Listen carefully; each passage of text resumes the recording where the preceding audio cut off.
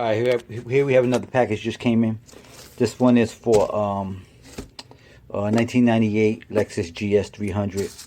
Here's the key they sent us. We're going to go ahead and read the chip data from this, program it directly into the ECU. So we'll come back shortly.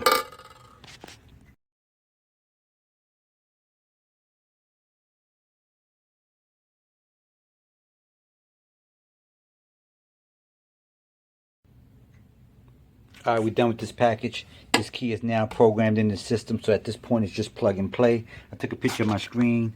This was what I do when I first started. It says key does not recognize, which means the key is not in the system. And then I put it in key position 3. So what I do is I recheck the file to make sure that that key is where I put it. That way I know it's already done for y'all when y'all get the package back. So that's about it.